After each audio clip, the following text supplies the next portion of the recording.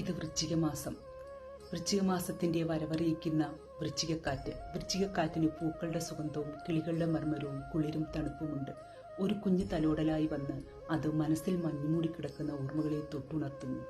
ആ ഓർമ്മകളിൽ വീടിൻ്റെ കിഴക്കേ പൂമുഖത്ത് സ്വർണ്ണ ഉരുളിയിൽ വെട്ടിത്തിളയ്ക്കുന്ന ശർക്കര പായസം, അതിനു മുമ്പിൽ സൂര്യനെ നമസ്കരിക്കുന്ന അമ്മാമ, വാഴയിലയിൽ കുമ്പിളുകുത്തി കാർത്തികപ്പൂ തേടി പറമ്പിലേക്ക് ഓടുന്ന ഞങ്ങൾ കുഞ്ഞുകുട്ടികൾ. പാടവരമ്പത്തെത്തിക്കഴിഞ്ഞാൽ ഞങ്ങൾ പല ദിക്കിലായി വേർപിരിയുന്നു. പിന്നെ ഒത്തുചേരുന്നത് വയൽവരമ്പിലുള്ള കാവിലാണ്. കുമ്പിള് നിറയെ കാക്കപ്പൂവും കാർത്തികപ്പൂവും അത്തപ്പൂവും കലമ്പൂട്ടിപ്പൂവും കൊണ്ട് നിറയുമ്പോൾ ഞങ്ങൾ കാവിലമ്മയ്ക്ക് കാർത്തികപ്പൂക്കളം ഒരുക്കുന്നു. ഞങ്ങൾ കുട്ടികൾക്ക് വൃശ്ചികമാസം സന്തോഷത്തിൻ്റെയും ആഹ്ലാദത്തിൻ്റെയും ഭജനയുടെയും കുമ്പിളിൽ കിട്ടുന്ന പഞ്ചരസത്തിൻ്റെയും പട്ടയിലയിൽ കിട്ടുന്ന ശർക്കര പായസത്തിൻ്റെയും ദിനങ്ങളാണ്.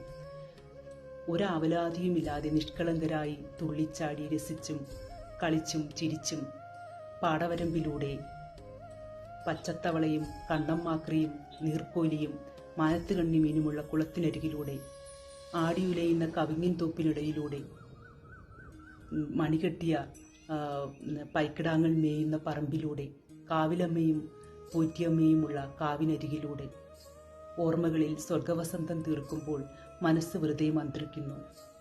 ഓർമ്മകൾക്കെന്തു സുഗന്ധം,